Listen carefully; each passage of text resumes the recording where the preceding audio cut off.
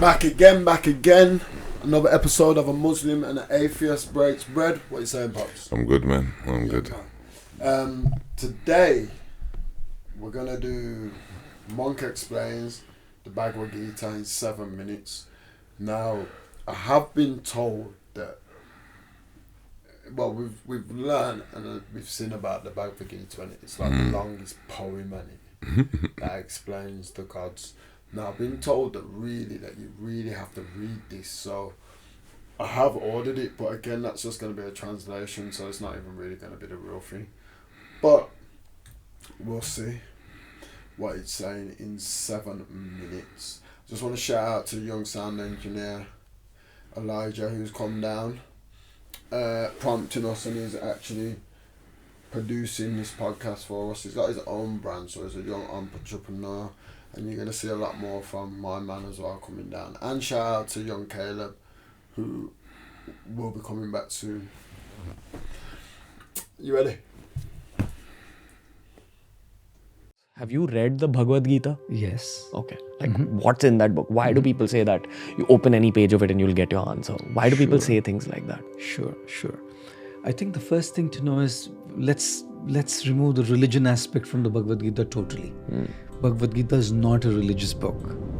It is a book which gives you the way to live. Right? And the setting for the Bhagavad Gita is the battlefield of Kurukshetra, the Mahabharata, where Arjun's confused, right? And Krishna becomes his mentor and gives him guidance in a way that he can now start doing what is meant to do right. So every young man.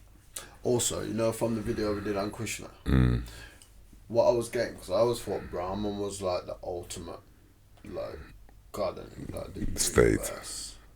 Yeah, but apparently Krishna is almost like the purest form of that personified. I could be wrong there, but you know what I'm trying to say? Well, yeah, I'm hearing it. Krishna the man, right? That's what I'm getting, but then it's complex. But if you get what I was trying to say. Yeah. Or lady is going to have confusions. Every young person is going to have those dilemmas. To do or not to do, to be or not to be. That's exactly how the Gita begins. It begins with confusion, it begins with dilemmas, it begins with a lack of meaning. Right? And then Krishna kind of guides Arjun through and empowers Arjun to make his own choices. Krishna only acts as a facilitator, right? And empowers Arjuna to understand that he is way too more powerful than the people is going to face in the battle. Every young man and lady needs to understand that they are way more powerful than what they are going through at the moment. Their confusions are smaller than them. Their challenges are smaller than them. Their problems are smaller than them. Their heartbreaks, as painful as they are, but are still smaller than them, and they have the capacity to overcome those pains that they're going through. So I think that's precisely where books like the Gita help a lot, because they build in you that sense of confidence And strength. fortitude, that I have the power as a spiritual being to overcome everything that's going on in my life, and I have the power to be able to make the difference and that impact, because I am a spiritual being. Can you reference like 3 big lessons from the Bhagavad Gita that stayed with you specifically? Yes. One of the lessons that stayed with me from the Gita is a particular text from the 2nd chapter of the Gita, which talks about the summer and the winter season, right? And this particular text says that the summer and the winter season keeps coming and going every year. Seasons change. And just because the seasons change, we never stop performing our duties. Let's say, for example, it's Chicago and the temperatures are minus 27 degrees Celsius. People don't stop their work still. Let's say it's Delhi, it's 43 degrees Celsius. People are still on and going on with their regular life with a few adjustments here and there, obviously. So this text of the Gita, chapter 2, tells us that we have to learn to tolerate the ups and downs and not be distracted from what our main purpose is. Like when we talk about tolerating failures and pains, we can understand. But we also have to learn to tolerate our success and the good times, because both distract us. You know, usually we only look at the negatives as distractions, but even the positives distract us from what we are meant to be doing. 100%. That's something that really kind of stayed with me. The second thing that I really kind of resonate with in the Gita is a verse from the 6th chapter which talks about the mind being a friend or an enemy to you. It depends on how you... That first thing about the seasons was it's on the positive distraction and negative. Remind me of something that I read in like a Dalai Lama book, and I know they're like similar, very similar, but it was trying to say that basically it's that thing about pleasure and happiness almost. Like your mind can like be on a constant in it, but like if you chase like the highest of the highest, like it comes like a peak and trough, and where you want it in the middle basically is where you're gonna find the most emotional like bliss. Because if you never stray too far away from there, you're never gonna drop either. If you get what I'm saying. Yeah, in terms of state of mind, but then, like I said, people take drugs to free themselves and have different states in it, and that's active impulse on them. So there are different states. The summer and winter thing for me, you know, why is a man in India writing about winter? Maybe that translation ain't right. So, sorry, that's what jumped out for me. You know, the summer thing, India 43 degrees, then when was that written? Chicago -7 degrees. That somehow that wasn't the... No, but that's how he's just... Yeah, that's his example of what the book said, the summer and the winter. And I'm saying, well, why would a man from India in those days know about winter? Of course you know about winter. They still have winter. Do they? Chicago, of course it would. Like if you, I guess you have to remember back in then, like in the Indus Valley, not just India, that went all the way up to the Himalayas, isn't it?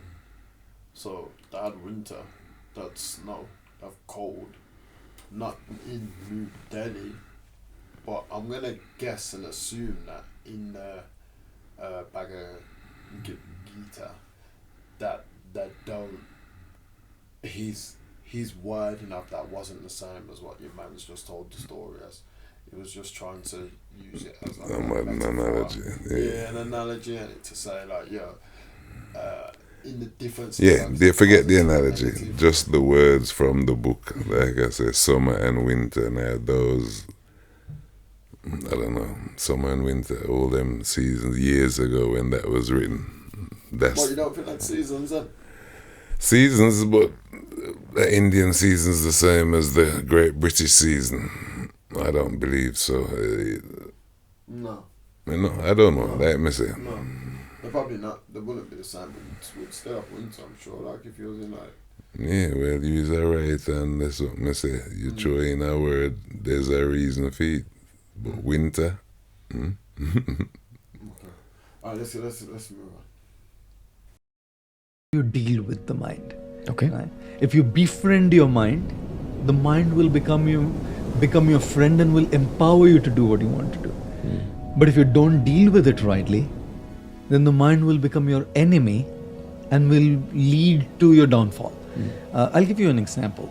You want to get up early in the morning to go for a jog or for a workout because you know you want to be fit. You know your days are busy. And you decide this is going to be my plan for the year 2020, correct? You set up the alarm clock to wake up early in the morning, like 5, 6, whatever. And when the alarm goes, what's the mind saying? The first thing, you slept late last night, take it easy. Or maybe this is not the right thing for you to do. The mind's constantly playing games, right? Now, if you have a mind which is constantly giving these kind of reasons, you're not going to wake up. Right? On the other hand, if you learn to train your mind using the proper intellectual process, right, proper spiritual process, your mind can be your greatest asset and your friend. Which is meditation, good books. Meditation, books, right? Correct friends. Correct friends, the right kind of company. All of these are inputs so that your mind kind of becomes a friend. And the third thing from the Gita that connects to me.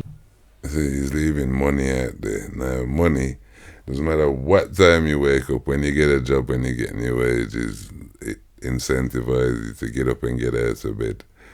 For the most person, once them assimilated into working practices. So this is what I say, your friends don't make you get up in the morning, and these things. It's money that make you get up in the morning, really. When you set your clock alarm to run, if I'm going to have a prize fight, you know, there's some sort of incentivization. It's not friends, it's something else, and money is the primary driver, I would argue. I guess that's because you've got no money, right? Like, if you've got no money, then it's going to be a primary driver. But Well, don't Elon Musk and these rich people also make money that's true. constantly? They get up early as well. Constantly. Yeah.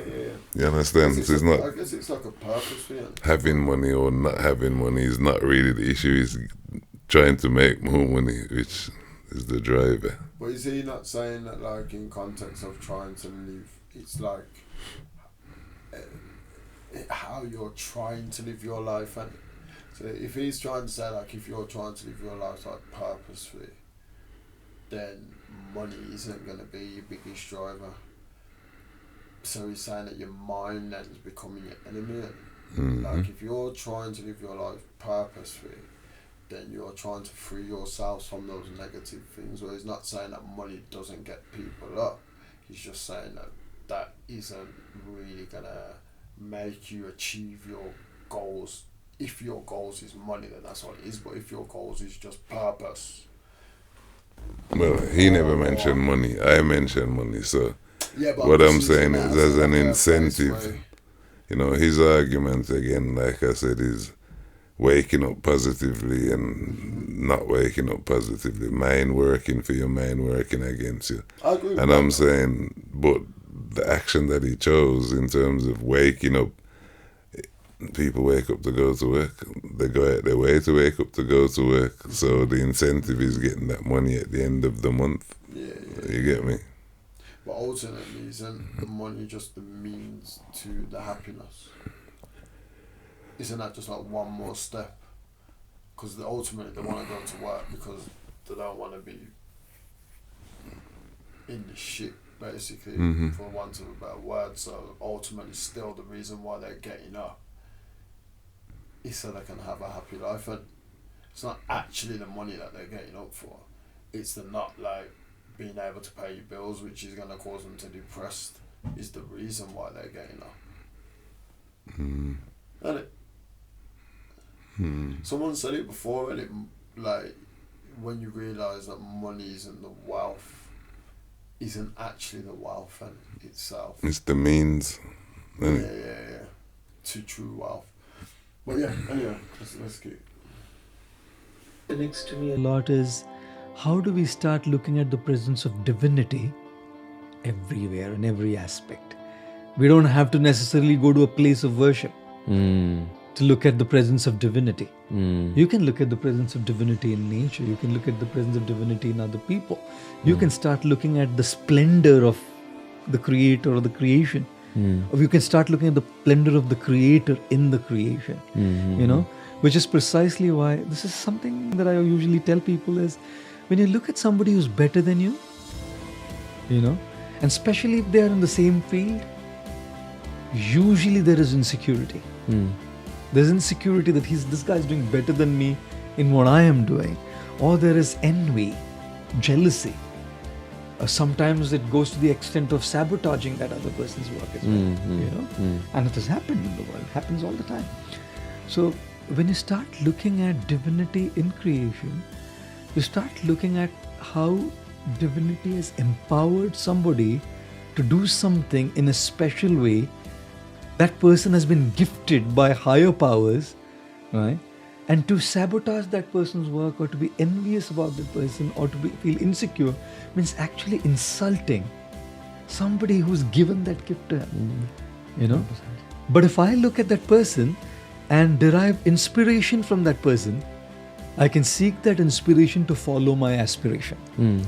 You know, so that aspect of the Gita also kind of really resonates with me, that you start looking at divinity everywhere and in every place around you, including people who are doing better, because it's not them. You can see straight away. Very often I see people who do remarkable stuff, and they usually, when they speak, they say it's they doing it, and of course they're doing it. No doubt that there's a part that they're doing, but you can tell that there's something beyond them that's kind of making them do it.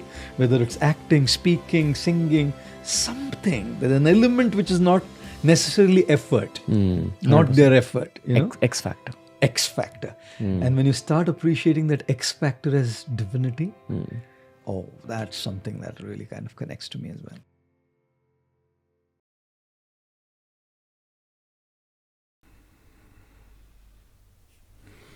Not sure about that, but Do you know, I like the sentiment of what he's trying to say, because but I always think that it is that person, and if you're going to use divinity as a word, that is the divinity, like, not the point that something else is making them divine, and it's just like people, and I always try and say to people, like, people are special. That's one of the reasons why I don't need to believe in anything else. It's kind of like when you tell your kids, like, you know, like when you lose a tooth, or yeah, let's say you lose a tooth, and then you have to make up this story about the tooth fairy. no, you repeat it, you don't make it up. Well, yeah, you repeat it, or but just how, like, amazing is, like, the human body, that it actually just regrows a tooth. Like, your teeth come out because your body knows that it needs to come out so something better can replace it. So in essence, that's quite amazing, isn't it? That your body can repair itself.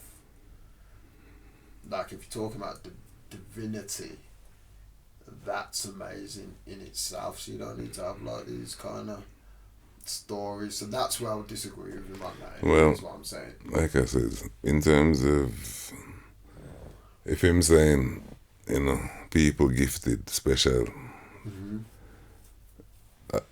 talents, But where's the hard work in it? huh? You know, there's some artistic kids who do them incredible drawings and just can play piano and all kind of strange things happen. People are gifted with things. Some people see dreams. Some people do this, you know, but that is not divinity. So him use the word divinity, applying it to all these, what I would say is normal activity. LeBron James is good, but there's 400 players who good too. Just not all of them is LeBron James. You understand? So this is what I'm saying. You can have the cream, but it's not one spot of cream. It's the whole top of the cup where is the cream.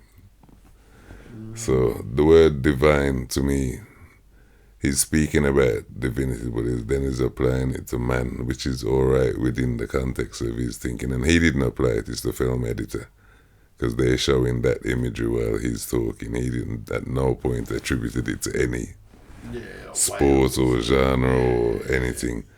But like I says, people like Tesla, who did something that is not normal, could have information that was not normal. This you know, but a man being a great javelin thrower, the strongest, Mike Tyson, you know, any man can achieve that if they work. Not exactly that. It's not divinity, but I'm going to use the word, like, genius. That's what you're talking about. No, gifted, I would say, not genius. Genius is a state of mind. Genius is a state of mind, you think? You can't be a genius without a mind, can you? Well, can you be divine without a mind? Well, Like you've just said. in like my Tesla. mind, you Tesla can't didn't have be. a mind, Well, did he? divine, he wasn't divine. I thought that's what you were saying. No, I said the information that he accessed was somewhere else because it wasn't written down or hasn't been left. It never did the book print but no wall in stone or nothing. Him just come up with this thing and enter a different realm. Theme argument for you to say that there's a different realm of information that can be accessed. So him saying something exists that's beyond the average Joe. It can be attained. So, you know, but the normal person who's good at table tennis, good at poetry, the woman who wrote Harry Potter, you know, It's normal. that, like I said, it's just something you do. And The thing is that, like, when he's talking about the divine, he's talking about everything. He's yeah, saying like a Hindu. basically, everything is divine. Well, everything come back and can be in something else in it. So yeah, you can have a good coach and a good carpet, I agree, but it can be divine.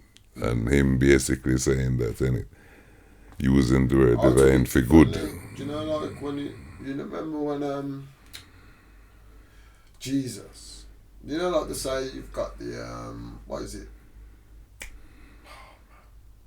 Holy Ghost. the lost papers.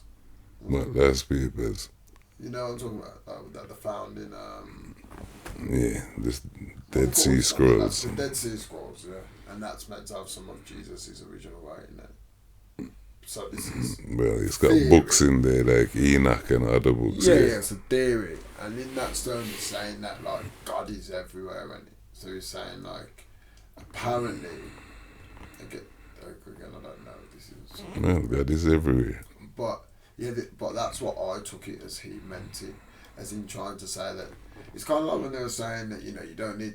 I think it was something like you don't need to go. People think they need to go to church to have a relationship with God, but really you don't need to go to church to have a relationship with God, and that's what I took him about everything's divine.